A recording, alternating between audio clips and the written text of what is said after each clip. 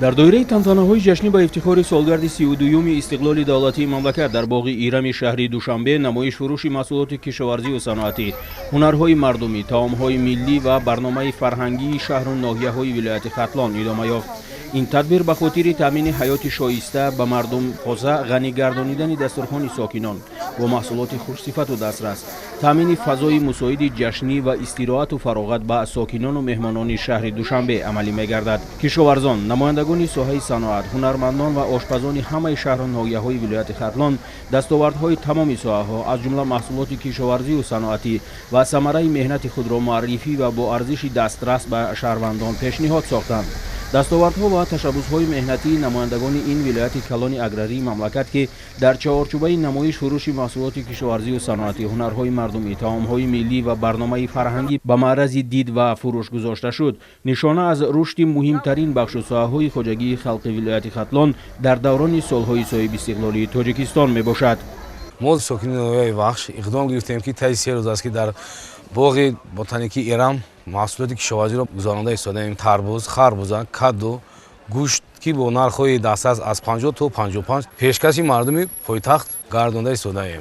در جامعه دیوتی رودکی ناحیه بخش 2100 گیتار زمین خواجگی دهقانی داریم که 786 تا خواجگی دهقانی موجود است. از همین 500 خواجگی دهقانی پختکار میباشند. از ما نمایش فروش محصولات کشاورزی و صنعتی، هنرهای مردمی، طعام‌های ملی و برنامه فرهنگی هنرمندان و کاسبان و طباخان و نمایندگان دیگر کسب و کار گوناگون شهر ترسونزاده و ناحیه شهری نو باشد در باغ فرهنگی فراغتی به نام صدرالدین عینی دایر شد. تدبیر مذکور دوام 3 روز است که در این گوشه پایتخت جریان دارد. برزگران و خواجگیداران شهر ترسونزاده و ناحیه شهری نو توانستند در نمایشگاه تمام نمود محصولات را با نرخ‌های نسبتاً ارزان به ساکنان پایتخت مملکت پیشکش سازند.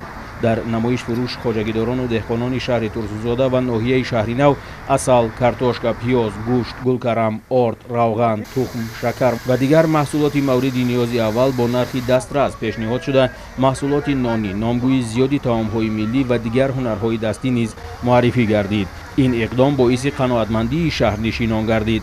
طول 3 روز میشد که ما در باغ صدرالدین عینی همچون نمایش و فروش محصولات گذرانده ایستاده‌ایم. در دوام 3 روز زیاد از 48 تن محصولات کشاورزی را به اهالی شهر دوشنبه به فروش برآوردیم.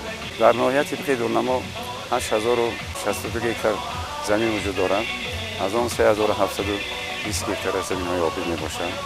در زمین‌های آبی بیشتر غله‌دانگی، سبزوار و زراعت‌های تکنیکی کشت کرده میشن.